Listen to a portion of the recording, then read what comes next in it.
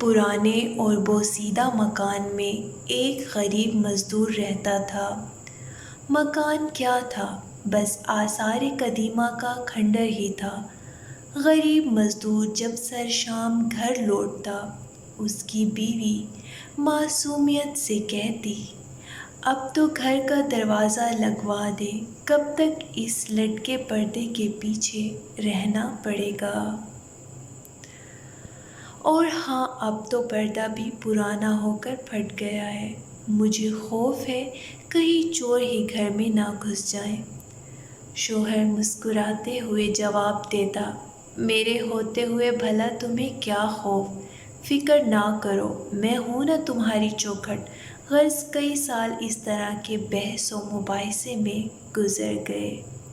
ایک دن بیوی نے انتہائی اصرار کیا کہ گھر کا دروازہ لگوا دو۔ بالآخر شوہر کو ہار ماننا پڑی اور اس نے ایک اچھا سا دروازہ لگوا دیا۔ اب بیوی کا خوف کم ہوا اور شوہر کی مزدوری پر جانے کے بعد گھر میں خود کو محفوظ تصور کرنے لگی۔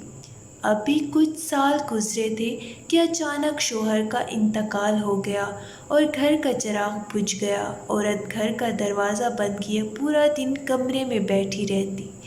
ایک رات اچانک چور دیوار پھلانگ کر گھر میں داخل ہو گیا۔ اس کے کودنے کی آواز پر عورت کی آنکھ کھل گئی۔ اس نے شور مچایا، محلے کے لوگ آ گئے اور چور کو پکڑ لیا۔ جب دیکھا تو معلوم ہوا کہ وہ چور پڑوسی ہے۔ اس وقت عورت کو احساس ہوا کہ چور کے آنے میں اصل رکاوٹ دروازہ نہیں، میرا شوہر تھا۔ اس چوکھٹ سے زیادہ مضبوط وہ چوکھٹ تھی۔